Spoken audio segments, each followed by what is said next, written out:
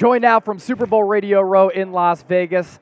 Joining me is Adam Breneman, a three-time All-American tight end at Penn State as well as at UMass. And I know we're going to talk about the Super Bowl 58 matchup between San Francisco and Kansas City, a teaser. Adam does like the Niners to win this game, and the Isaiah Pacheco under for rushing yards, which we're going to get to. First, though, had a lot of success playing college football at the tight end spot. Very highly touted recruit going to Happy Valley when you were playing in high school. How did you get into the media space? Because right now you're taking off on Twitter, Instagram, TikTok, and what do you like about hopping on the headset and getting in front of the camera? Yeah, no, I appreciate it, man. It's been a fun journey. I mean, I really about 2 years ago looked around at the landscape of college football media, and I felt like, you had the established personalities like a Kirk Herbstreit, Joel Klatt, guys that were a little bit older than you and I are, and on broadcast television. But then you looked around, and I didn't think there was really a voice on social media, on TikTok, on TV that spoke to the younger generation of college football fans, that spoke to Gen Z and millennials. And then you look around, and also people are taking off like McAfee or all these creators, and the creator economy was booming. And I said, I felt like there was a hole there to fill in the college football space, and I went all in on the content and also had all this experience of, you just mentioned some of it. I was an All-American at two different schools. I transferred. I went through the NFL draft process. I was a coach at Arizona State.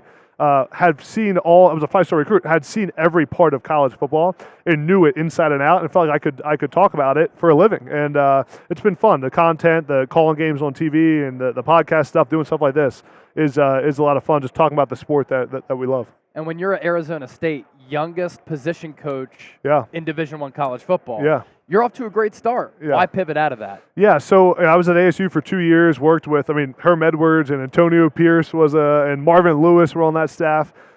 Really enjoyed coaching, really liked it. But again, always knew that I could be in media, always knew it was a possibility. And then our whole staff at ASU ended up leaving. Herm Edwards left. And that's when I made the pivot. I said, it's time to go all in. It was right when TikTok was taking off. Cool. Every opportunity I've had has come from the TikTok content, from the social media content, which is crazy to look back and think about that is, when ESPN first reached out about calling games, when my podcast started, it really all started because I was posting content on social media about college football. We've been flashing his social media pages at the bottom of your screen, so make sure you go check out Adam Breneman. You can find him on X at Adam Breneman81. Let's get the Super Bowl 58 here. I've been an advocate of Brock Purdy, a big fan of his, really since he replaced Jimmy Garoppolo back in 2022. I thought that if you just look at the box score, if you just look at the athlete, he's a little bit shorter, doesn't have a cannon for an arm, but processing, accuracy, timing, anticipation, maneuvering in the pocket, he has these really mature nuances to his game as a quarterback. And I think sometimes when you look at some of the great quarterbacks, Joe Montana, Tom Brady, they're not freakish athletes, but they do some of those things well. Are you in alignment with me on that? What have you made of what Brock Purdy's been able to do in his first full season as a starter and going back to last year? You're spot on. Brock Purdy is one of the greatest underdog stories we've seen in football. What he's done of being a late draft pick to now playing in the Super Bowl and being the face of a franchise is really unbelievable. Who would have thought that he'd be in this spot? I think with all the things that Brock Purdy does well, you just mentioned some of them, his best trait is how well he processes in the decision-making part of the game. He doesn't turn the football over. One turnover in the playoffs. There's a sense of ease when he has the ball in his hands, that he's going to figure it out. He'll take care of the football. He's not going to do anything stupid. The biggest challenge for a quarterback is how do you push the ball down the field without turning it over? That's what makes quarterbacks great. When you break it down, can you push the ball down the field without turning it over? And he does that as well as anyone in football right now, getting the ball to his playmakers. I think the other thing, too, is the 49ers have done a great job of building that roster around him. The way they've built that team, where you get a rookie quarterback, or a quarterback on his rookie deal, where you can go pay a bunch of players, you can get guys like Christian McCaffrey, you can get elite players around him, is the way to build a roster in the NFL nowadays. And the 49ers have done that and put the right players around him that allow him to not have to do too much, not turn the football over. Brock Purdy's making $900,000 this year. Might be the best value deal in the entire NFL. We talk Purdy. We talk about the weaponry. As an offensive guy, Kyle Shanahan creative, innovative offensive mind, a lot of pre-snap motion. I love the physicality blend that he has on top of some of the finesse 100%. stuff. And then you have Andy Reid, who might be one of the OGs as far as offensive football goes in the NFL. It's a great offensive matchup if you're a football fan. Yeah. Oh, it's you can't beat it. I mean, this is, when you think about it, again, spending my time in college football, the amount of things that we would steal from Kyle Shanahan and Andy Reid from an offensive perspective. I mean, football is a copycat game. Everyone runs the same plays. Everyone steals plays from each other.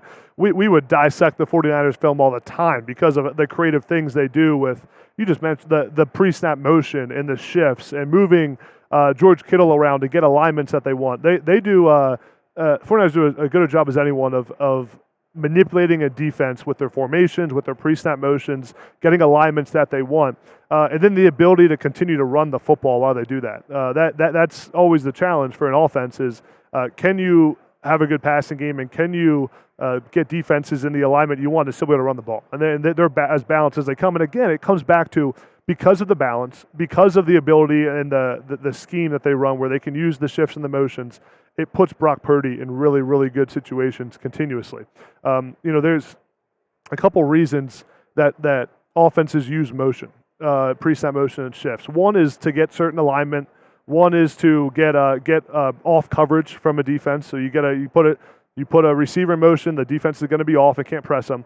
But the way the 49ers use it is because it serves as an indicator for Brock Purdy. When they motion George Kittle, when they motion their receivers around, it tells Brock Purdy what the defense is in, and it allows him to process really, really quickly and make really good decisions. So a lot of times when they're using motion, they're just throwing a motion on there just so that Brock Purdy can see the motion happen and see how the defense plays it. When you think about this game, too, San Francisco's given up 5 to 6 yards per carry against the Packers in the divisional round, Detroit in the NFC Championship game. Yeah.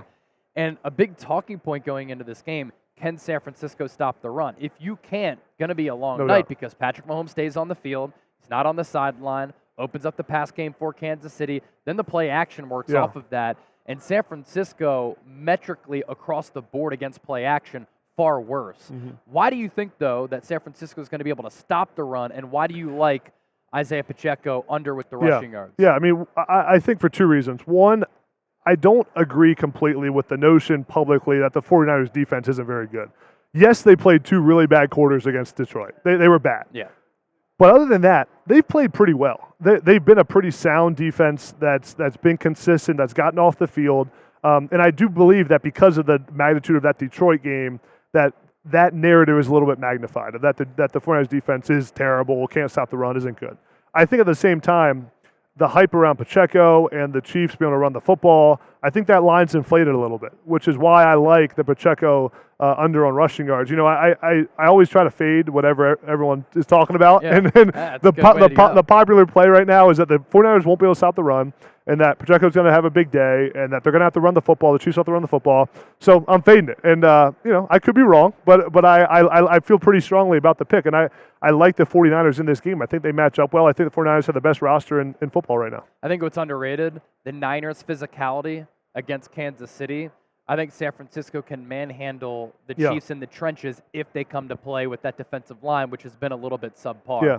Lastly, Niners win Super Bowl 58. They bring a 6th Lombardi trophy back to the Bay if. They do it if, we just said it. If they can stop the run against the Chiefs, they'll win the Super Bowl. That's the name of the game. That's what it comes down to. Okay. That's the matchup, and that's why I think they'll be able to do it, because that is the key against the Chiefs offense right now, right? Get them one-dimensional, put them in bad spots, get them in 3rd down and long, get them in 2nd down and long, and I think the 49ers on defense are capable of doing that. I also think, I'll give you another point, so we just talked about that, is the Chiefs love to be exotic on defense, right? The Chiefs will bring 3 pressure off one side, all the different stuff, right? Yeah, exactly. Yeah. So the key in that situation is, again, using those shifts and motions to allow Brock Purdy to see it pre-snap. Okay, so can he dissect the defense and know what's coming? A lot of times pressure and blitz, it's not just about getting home to the quarterback. It's about the illusion of pressure, right? Just that gets the quarterback on his toes of, like, even if we don't get to the quarterback, we got him thinking that, like, we're bringing the corner off the boundary. You better be alert of that. So can Brock Purdy, with all that pressure in his face, continue to stay calm? If he can stay calm and distribute the ball and not turn it over, 49ers will win that game. Adam Breneman, bringing the heat right here on the 49ers Report. Good luck to you as Appreciate you it, man. continue your ascension in sports media, and check him out. Thanks so much, man. Yep.